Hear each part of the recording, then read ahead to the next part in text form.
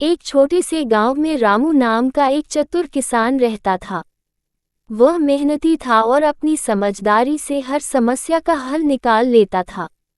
उसी गांव में एक सेठ भी रहता था, जिसका नाम था घनश्याम। सेठ बहुत अमीर था, लेकिन उतना ही लालची भी था। एक साल गांव में भयंकर सूखा पड़ गया। खेतों में फसल नहीं उगी और किसानों की हालत खराब हो गई। रामू भी परेशान था, लेकिन उसने हार नहीं मानी। उसने सोचा कि कुछ नया करना पड़ेगा।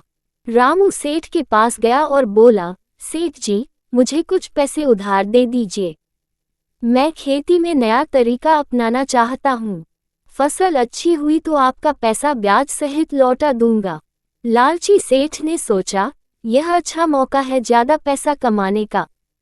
उसने रामू को पैसे दे दिए, लेकिन एक शर्त रखी, जो भी फसल होगी उसका ऊपर का हिस्सा मेरा और नीचे का हिस्सा तुम्हारा।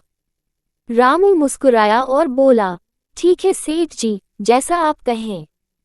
रामू ने खेत में आलू बो दिए। जब फसल तैयार हुई तो ऊपर सिर्फ हरे पत्ते थे और नीचे जमीन के अंदर ढेर सारे आलू। सेठ को सिर्फ पत्ते मिले और रामू को पूरा आलू। सेठ को बहुत गुस्सा आया, लेकिन वह कुछ कर नहीं सका।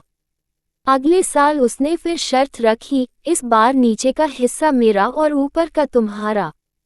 रामू फिर मान गया और इस बार उसने गेहूं बो दिया। जब फसल आई तो ऊपर सुनहरे गेहूं के दाने थे और नीचे सिर्फ जड़ें।